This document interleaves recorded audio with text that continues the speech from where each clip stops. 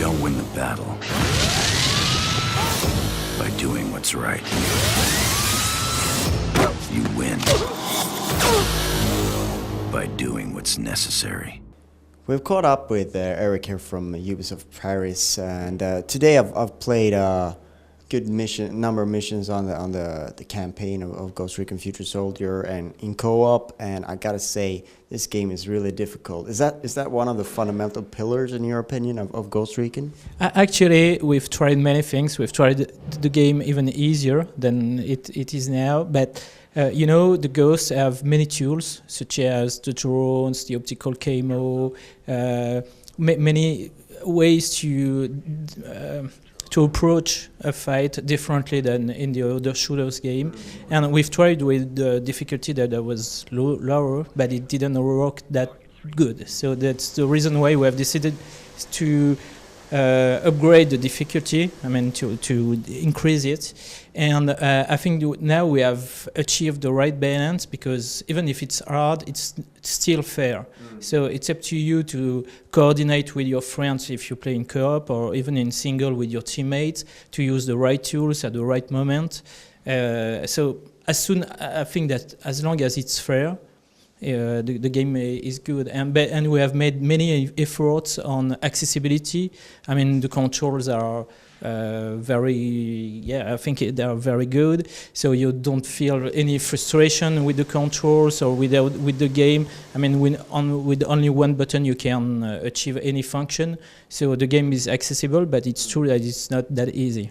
No, and I think the important thing here to remember is that teamwork is really key at all points. You cannot play it alone, like just going around and getting headshots. Yeah, and it's new to have this kind of cooperation in this kind of games. It's true that other games have co-op camping, but here, if you don't talk or if you don't communicate, then you're dead. So it takes a while for the player to get into it and try to.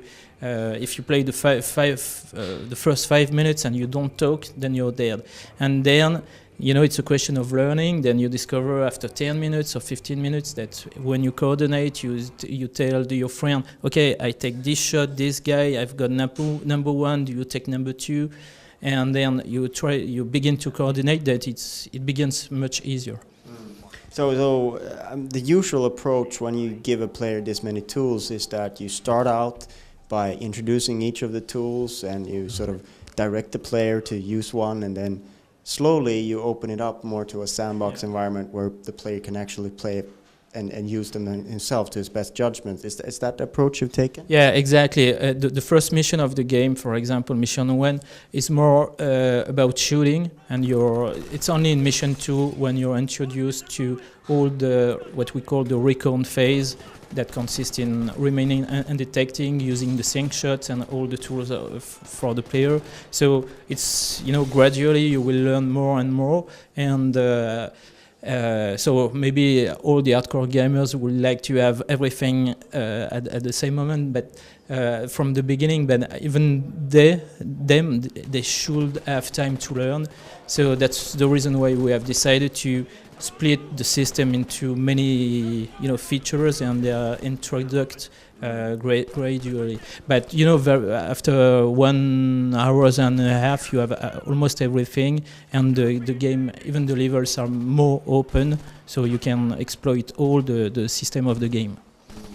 So you've been working on this game for quite a while, and I think one of the interesting approaches is the fact that you're playing the future soldier, the fact that you can use things that aren't really on the battlefield today. So during this process, has there been any sort of advancement in technology that you felt like, oh, we need to bring that in, or something like that? The project has took a while, so we have tried many things, and even in terms of art direction, in terms of gameplay, we have tried to renew the brand. But I think that at one point we were too far. That's the reason why we have took time to develop the game, and sometimes even redevelop some features, because we wanted not to betray what is Ghost Recon, and we have the conviction that this game is about special forces maybe of tomorrow, but not the day after tomorrow, as I usually say. And so this game is not about science fiction. It's about special forces with an advanced technology, but that is based on either technology they already use or prototypes. Nobody knows if they are going to use it or not. It's a question of research, but current research and real research. That's the reason why we have worked with many former Navy SEALs, and it was like a kind of validation with what they think it's real or could be real. So, and every time they said no, it's for Hollywood, it's too science fiction, or it's funny but it's not real, I cannot believe in it. Okay, we said we won't have that in the game. So it was a process. We had many things, and then we have cut many features so that we fit into what is the Ghost Recon roots. What do you feel that the perspective adds to sort of a shooter experience that Ghost Recon has unique? What kind of perspective is that? Actually, it's the credibility we wanted. Credibility, it's easy to say, but as I said, all the technology is based on something that is logical or based on real prototypes. But credibility is not only that; it's also we try to depict the special forces behind the scene, who these guys are. Many people are talking about them, but nobody really knows them. And we have spent time with them, and they said many things, anecdotes about their life, the way they see life. It's a crazy job. It's not they don't have the same life as ours. So even in the cinematics or the character's identity, the specialization of each character, we have spent time to try to develop these guys and who they are, the way they speak, the ritual they can have, the relationship with their family. So it's something unique in the game.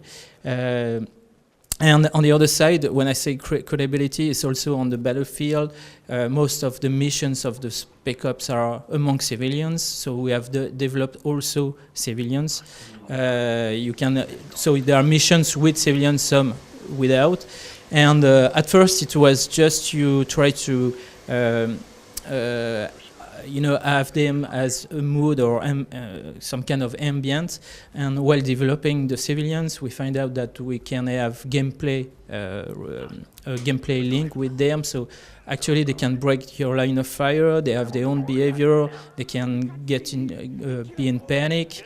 So, for example, if you're undetected and the civilians see you, if you can interact with the civilian and tell him to be calm, so he stays, he remains calm and he doesn't alert anybody. But if you shoot all guns blazing, then he will be in panic and he can even trigger the alert for the enemies. So yeah, it's a way to interact with the civilians. So the feeling that I got from playing it is that basically the level is a few different set pieces, and what really intrigued me, and that's something that the camouflage really allows you to do, is to explore different ways of moving around and setting up yourself before actually deploying. And it's much more sort of fluid thanks to the camouflage. Is this something that you wanted to achieve? Yeah, actually, we know that we're not a stealth game, so we wanted the approach remaining undetected, not to be very painful as sometimes it can be in all the stealth game. And we know that all the Spec Ops, one of the most challenge they have, and they are trained for that, is to remain undetected. So even today, without the optical camo, they already have suits, costumes, and they learn many techniques to remain undetected in the forest or in the ground. That's the reason why also most of their missions are they use the water or the night to remain undetected. So with this, all this university research with the optical camo, which are real researches, we try to apply that for special forces, and but it's not invisibility at all. It's just more tolerance for the player in terms of gameplay, and technically, it's just something that reflects the light. But if you move 10 meters from an enemy, he will see you, because he will see, oh, this is weird, there is something strange. So we've talked about how Ghost Recon differs from the other games in the genre. Something that Ghost Recon has a more difficult time with than say a Call of Duty is AI, because in Call of Duty you're sort of, okay, the guy comes at you, he peeks out from cover, you take him out. In Ghost Recon, if someone would come to a level and it would work like that, people would be very disappointed. So you need to work on the AI a lot. And can you tell us a little bit about that work and what's gone into it? We've spent a lot of time on AI because, as you said, our AI is not scripted. It's what we say in video games, it's completely systemic. It means that it will react exactly to what you do. So, and you can be up to 4 players. So. And you have these two kind of modes, one the gunfight and the other the stealth one. So it means that you have stealth, gunfight, and 4 players. So it means that the AI should be able to detect you as a human. So even the distance of detection of the AI is, we took the principle that if I as a player can see an AI moving, it means that the AI should be able to see me. So it implies very long range detection for the AI.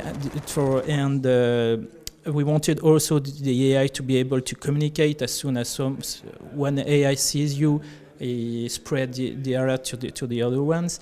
And the AI is also able to get cover in facing you, but you are 4. So sometimes it can be very difficult for the AI to understand what is the front line.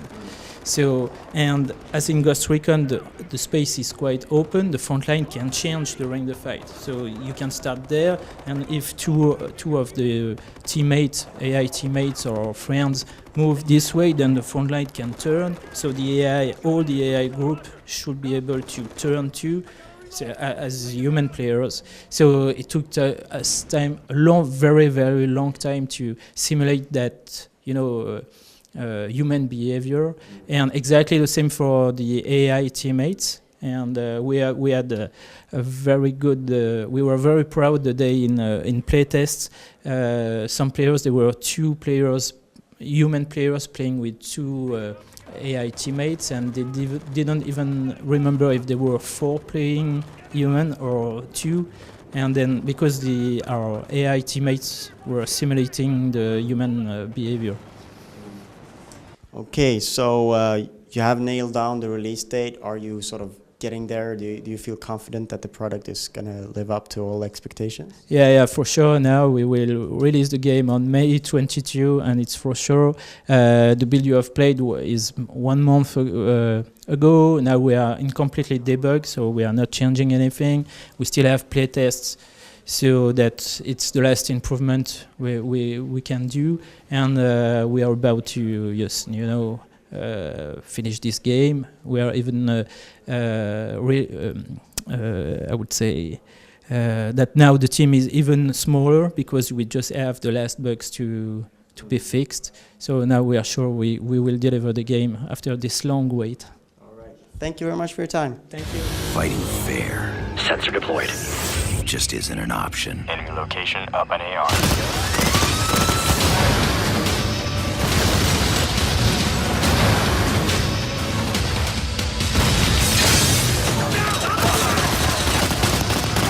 It's a bomb. Clear.